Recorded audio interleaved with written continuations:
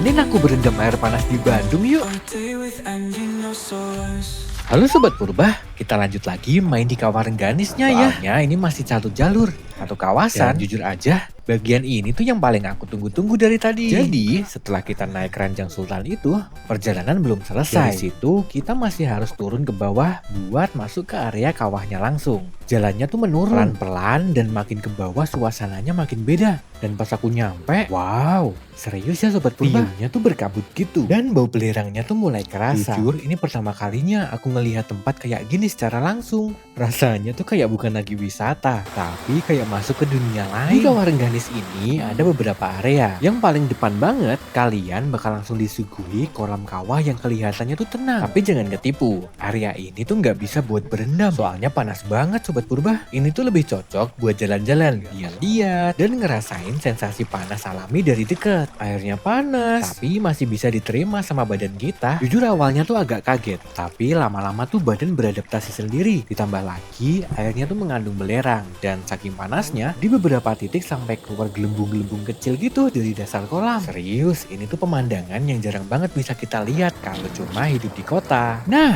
kalau kalian naik dikit nih ke area atasnya, disinilah tempat berendam air panas yang bener-bener nyaman. Dan ini jujur ya Sobat Purba, aku tuh paling seneng bagian ini. Suhunya tuh pas, panasnya tuh nggak nyiksa kok. Tapi pas langsung kena ke badan, bukan sekedar anget, tapi itu kayak panas yang bisa bikin otot tuh rileks, kepala kosong, dan badan udah kayak dilemesin pelan-pelan. Kalau disuruh jujur, aku tuh betah banget. Kayak bisa berjam-jam di situ kalau nggak diingetin waktu. Dan juga rasanya tuh beda banget sama berendam air panas buatan. Soalnya ini tuh alami dan kerasa real aja. Tapi sedikit tips ya Sobat Purba, walaupun enak dan bikin betah, tapi jangan terlalu lama ya. Soalnya pas kalian keluar dari air, yang aku rasain tuh agak pusing.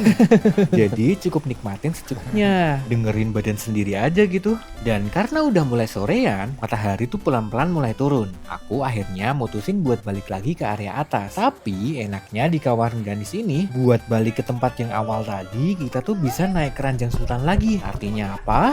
Yup, 2 kali ngerasain sensasinya. Walaupun kali ini view-nya agak ketutup kabut sih, tapi nggak apa-apa. Justru ada sensasi yang berbeda aja sama yang tadi. Rasanya tuh kayak naik perlahan di tengah awan. Sunyi, dingin, dan juga tenang. Dan kalau kalian masih belum puas, di area jembatan goyang juga bisa dilewatin lagi loh. Jadi sebenarnya satu tempat ini tuh bisa dinikmatin bolak-balik tanpa bosen. Overall, main ke Kawarengganis ini tuh seru banget Sobat Purba. Dalam satu area, kalian bisa dapat banyak pengalaman. Bisa jalan santai, lihat pemandangan alam, banyak wahana unik, sampai berendam air panas alami.